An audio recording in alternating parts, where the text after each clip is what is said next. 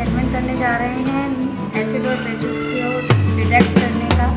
तो हल्दी जो है हमारे पास है वो बेस्ट इंडिकेटर है इन दोनों को डिटेक्ट करने के लिए कि कौन सा लिक्विड हमारे पास बेस है और कौन सा एसिड है। तो हमने सबसे पहले इसमें हल्दी लगा दी है एक वाइट पेपर के ऊपर।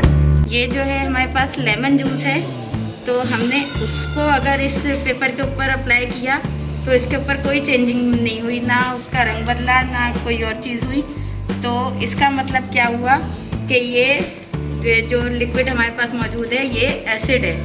और दूसरा लिक्विड हमारे पास जो है वो अप्लाई करने से अगर हम उसको उस पर अप्लाई करेंगे तो उसका फ़ौरन रंग चेंज हो गया और वो रेड कलर में हो गया। तो इसका मतलब ये वाला जो है सब्सटेंस है वो बेसिस है। तो जितना ज़्यादा स्ट्रॉन्ग बेस होगा उतना ज़्यादा रेड कलर होगा।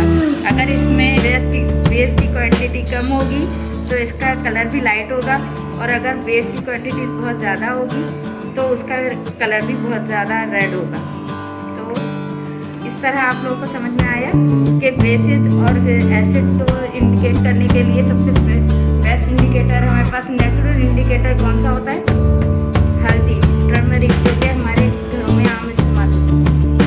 बेस वो चीज़ होती है जो झाग बनाती है, जैसे कि हमारे घरों में डिटर्जेंट, साबुन या फिर सर्फ वगैरह उसका पानी जो भी होता है जो झाग बनाता है वो बेस कहलाता है, और उसका हमेशा जायका कड़वा होता है। और एसिड बोलते हैं जिसका जायका खट्टा होता है। तो जायका जो होता है टेस्ट, उसके ज़रिए हम एसिड और बेसिस को पहचान सकते हैं। लेकिन बाद ऐसे एसिड जो होते हैं जिनको हम देखने का तसव्वुर भी नहीं कर सकते, जिसकी वजह से हमें इंडिकेटर्स की ज़रूरत होती है, जो हम इंडिकेटर्स के थ्रू हम मालूम करते हैं। Okay, very well done, clapping.